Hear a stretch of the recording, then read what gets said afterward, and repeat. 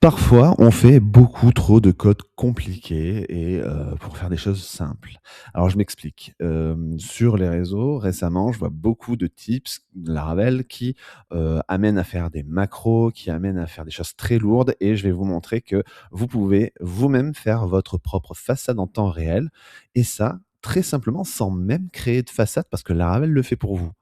Je vais vous montrer un exemple. Imaginons que j'ai envie de contacter la liste des hooks, sur, GitHub pour un owner particulier, donc un propriétaire particulier sur, un repository. Ce que je vais faire ici au niveau, de ma config, j'ai déjà placé une config dans Services GitHub avec le token, on va faire une connexion par token et un URL. L'URL pour récupérer les hooks. J'ai également préparé un test ici qui ne passe pas pour l'instant, où je veux vous montrer que le code fonctionne bel et bien. Donc évidemment, on n'appelle pas vraiment l'API GitHub, hein, l'API l'URL n'est déjà pas bonne dans la config, mais c'est surtout pour vous montrer que, vous allez pouvoir créer votre propre façade temps réel. Et là, on va pas avoir d'erreur au niveau du get, on va bien appeler ce qu'on veut appeler. Alors première chose à faire, on va se créer une classe PHP très simple. Allez, on va se la mettre dans un dossier support, dans app support, et je vais me créer un fichier ici make class et je vais l'appeler sobrement GitHub. Hop, on n'a même pas besoin ici de constructeur puisqu'on va passer nos informations depuis la config. On va se faire une petite méthode qu'on va appeler sobrement client et qui va renvoyer une pending request. Bien sûr, attention, c'est illuminate HTTP client. Et ici, on va retourner donc encore une fois HTTP. On prend bien le illuminate support facades. Et on va faire une connexion par token. Donc, j'utilise la méthode withToken. Je vais lui passer service GitHub token. Et ici, je vais chaîner pour définir mon URL de base qui se trouve dans services GitHub URL. OK. Donc là, on est très bien. Ensuite, je vais pouvoir rajouter n'importe quelle méthode. Nous, on était parti sur la récupération des webhooks, donc je vais l'appeler webhooks pour un owner particulier, pour un propriétaire. Donc, on va passer une string owner, puis on va passer une autre string qui sera le repository. OK.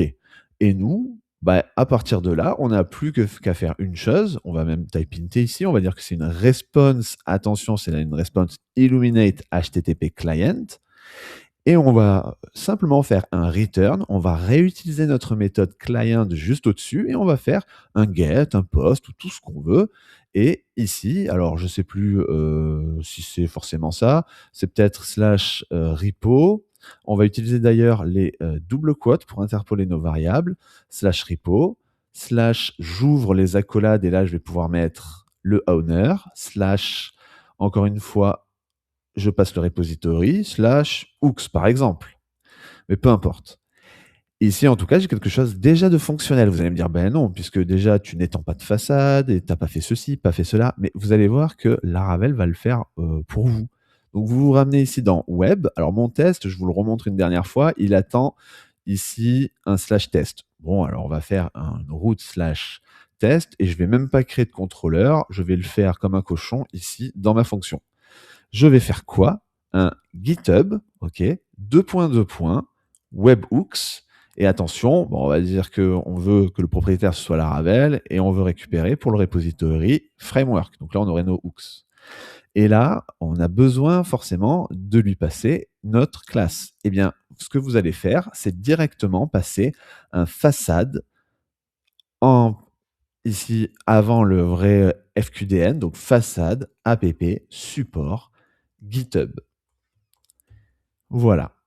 Et juste ça, en fait, ça fonctionnera. Parce que si vous jetez un petit coup d'œil ici, j'ai fait un petit contrôle clic gauche, celle-ci, cette classe-là a déjà été générée à la volée par Laravel, elle se trouve déjà dans le cache.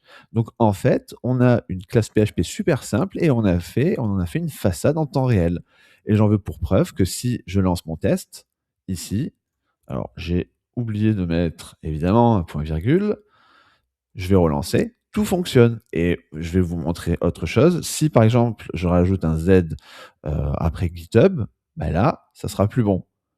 Voilà, parce que app support GitHub n'existe pas. Ça mappe bien sur notre classe service. Donc voilà comment faire une façade en temps réel avec Laravel.